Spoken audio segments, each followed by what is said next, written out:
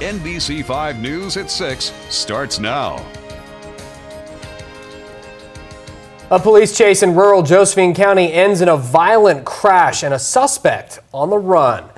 Good evening and thanks for joining us on NBC5 News at 6. I'm Craig Smullen. And I'm Natalie Hurd. The search is on tonight for the man who led Grants Pass police on a chase near Murphy last night, then crashed into a car coming out of a gas station. The suspect took off and the crash landed another man in the hospital with critical injuries. NBC5's Kyle Laverman's been looking into the story, joins us live with the latest. Kyle? Craig and Natalie, it all played out last night on Williams Highway near Murphy. In fact, the crash was so bad it closed the road for several hours, and police say the suspect is still on the run tonight.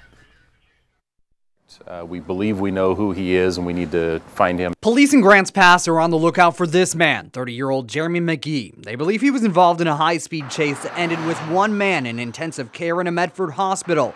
It all started Wednesday evening just before 7:30. Our officers located a vehicle that was driving southbound on Williams Highway.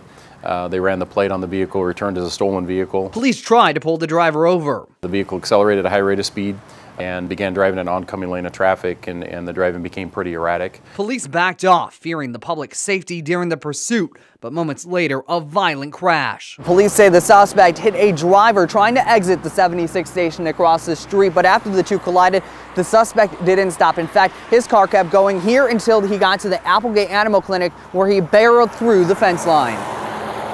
The male suspect fled from the vehicle.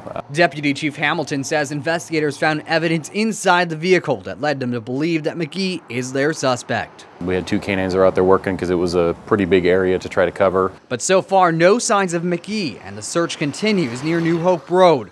Police describe Jeremy McGee as 6'6", weighing about 275 pounds. He's wanted on a felony warrant and pending charges related to this case.